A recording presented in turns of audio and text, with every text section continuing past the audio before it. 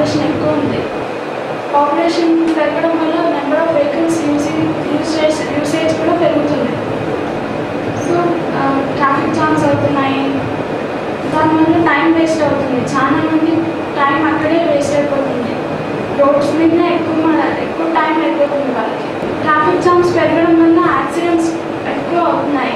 వాళ్ళు తొందరగా వెళ్ళాలనుకుంటారు, కానీ మధ్యలో అందరు ట్రాఫిక్ ఎక్కువ ఉండడం వల్ల వాళ్ళు చూసుకోకుండా యాక్సిడెంట్స్ అవుతున్నాయి. ఇలా మనం ఇండియాలో యాక్సిడెంట్ రేట్ కూడా పెరిగిపోతుంది ట్రాఫిక్ వల్ల.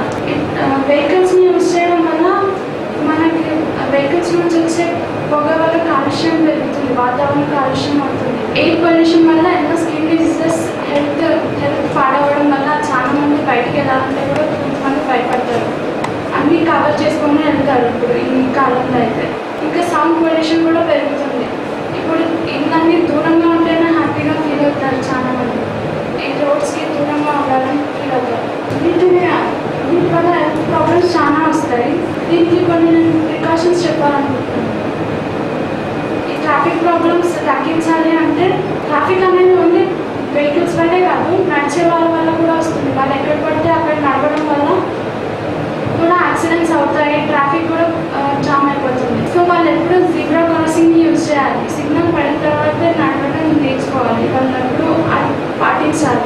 ట్రాఫిక్ పోలీసులు ఎప్పుడు ఏకాగ్రతతో పనిచేయాలి. వాళ్ళు కొంచెం అటు ఇటు చూసినా కూడా మొత్తం ట్రాఫిక్ జామ్ అయిపోయి యాక్సిడెంట్స్ అవుతున్నాయి. అన్ని రోడ్స్లో స్పీడ్ లిమిట్ బోర్డ్స్ పెట్టాలి. అప్పుడైతే మన ఇండియాలో అందరూ స్పీడ్ని బట్టి డ్రైవింగ్ చేస్తే అప్పుడు ట్రాఫిక్ జామ్స్ కానీ కొంచెం తగ్గుతుంది కొంచెమైనా. మన దేశంలో రోడ్స్ ట్రైన్స్ వల్ల చాలా రోడ్స్ ఖరాబ్ అవుతున్నాయి, పాడైపోతున్నాయి. వాటి వల్ల కూడా ట్రాఫిక్ జామ్ అవుతుంది. సో రోడ్స్ని గవర్నమెంట్ ఎలా అయినా బాగు చేయించడానికి ట్రై చేయాలి. ఇవన్నీ అధిగమించడానికి గవర్నమెంట్ ఎన్నో